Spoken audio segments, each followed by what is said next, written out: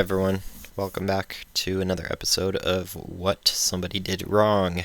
Here we're going to talk about Steam, just a little simple thing, and then I'm going to show a mind map, it's a graph, but everyone seems to call it a mind map. So, this game I played when I was younger called The Incredible Machine has a new kind of version, or a new game came out by the same makers, and it's called Contraption Maker. And apparently it came out actually last year. But right now it is worth just $1.05. And so I kind of thought, well, why don't I just buy a whole bunch of copies, and that way I can give them to friends and whoever before, the time runs out. So I go in here and I actually buy the game for myself first, and I didn't realize that there's this one right here now, and now I can't change it because I already own the game. And actually, that might not even be the quantity. That might be just an indicator saying that. But if this was the quantity, I should be able to edit it here, or I should be able to, if there is a quantity, there should actually be a quantity option if I want to be able to purchase more than one, because I can buy it as a gift. So here I have email and send my gift through Steam, and then store my gift in my inventory for later. And I guess I'll do that because I can manage my gifts and kind of give them later. But here I still can't edit the quantity, and I'm not sure why. I'm not sure if that's kind of the reason. So I'll just go ahead, and everyone has my phone number and my address now. Great, lovely. Might have to anyway, I don't know. It doesn't matter. But we'll go ahead and, well, there's a purchase, and there we go. I just bought one copy. Now, how many of these will I have to buy, and how long will my $1.11 kind of be in my account? Well, here I have a kind of a graph, or a state machine, or a flowchart, if you will, whatever you want to call it. I think a flowchart is a most relevant term of what I thought was going on, although it might not actually. They might not even be presenting the quantity at that beginning stage by the indicators that I saw. But this is definitely not a way that you want to set this up, and I'm actually wondering if Steam has it set up this way or not. If they don't have the option for quantity, they really should put that in, because otherwise people will just have to purchase a whole bunch of individual games, and that's gonna not work so well for their bank account. Their banks are going to be wondering if there's some kind of fraud or some kind of multiple purchases going on that shouldn't be. So this is definitely a chart that they want to stay away from. Hopefully this isn't what's going on right now, because this doesn't seem to work well at all. So to check, do you own it already? Very first thing. And then there's two options here. I actually separated this kind of Boolean data into two branches of the flowchart. If you own it already, it forces you to have a quantity of 1. If you don't, then they ask you the quantity, and then that value is kind of saved. And we kind of just indicate that with this the brackets here, to say that there's kind of a value saved in this part of the flowchart. And they ask you what type. Do you want it as a gift, or do you want it in the library?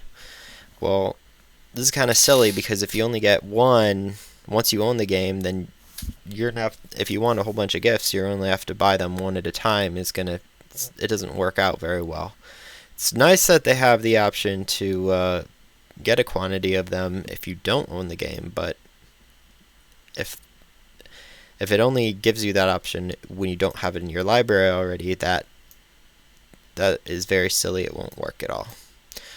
So here are a couple of options of flowcharts that will work for this type of thing. You go to purchase your game, it finds out, do you own it already? If you do, then it just asks you the quantity of the gifts that you want. So I associated the quantity only with gifts because you should only have one copy in your library at any given time.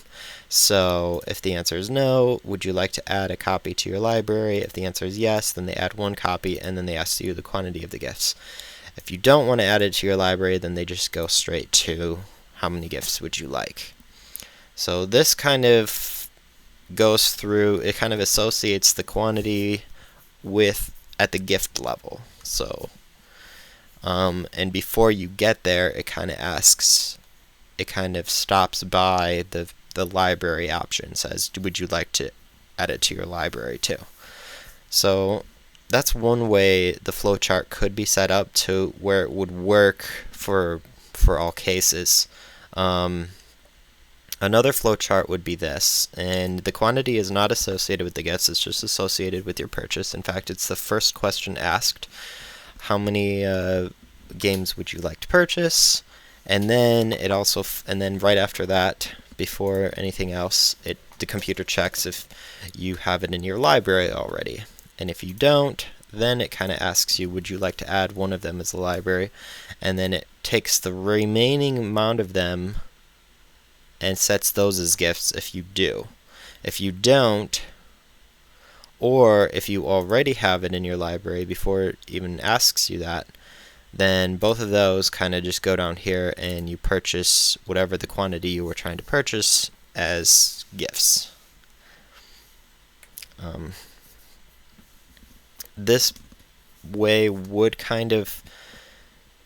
it would work for all cases, but it is kind of you would want the user to be able to see whether they have, you'd want to make it clear to the user that this step is happening. They want to be able to see that, oh, I have it already, or something, and to know that they're when they're purchasing it, that all of them are becoming gifts, because it would be kind of silly to go this left side and then them forget that they actually owned the game and then to buy like 5 gifts when they only wanted 4 or something like that, because they thought they were buying it for themselves or something. Even though that's not very likely to happen, it's still one of the flowchart possibilities, and it's something that should be presented to the user's mind. When you go down the right side, obviously it's presented because it's asked, but that's another thing you have to think of. You have to think of every possible case whenever designing these user things. And I'm not an expert.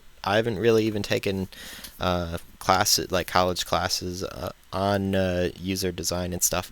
But I know that you just want to cover all these cases. You just want it to make sense like that. You have to check or something. The way you design it, whether you're testing it or you're designing it to work from the beginning, that has to be something that's somehow it's considered, somehow it's taken care of. And in here, they ask you if you, or they check it if you own it already at the first part, and then they ask how many gifts you want. So this one actually, you won't have to worry about presenting to the user whether they own it already, because down here it explicitly says that the rest of the copies are gifts. So that's Steam. Not necessarily that sure about how Steam actually has this set up, because I haven't investigated too much into it. So it might not necessarily be what Steam did wrong, but what they could do wrong. And there you have it. That's my frustration released for today. And I hope you guys enjoyed that episode. See you again next time.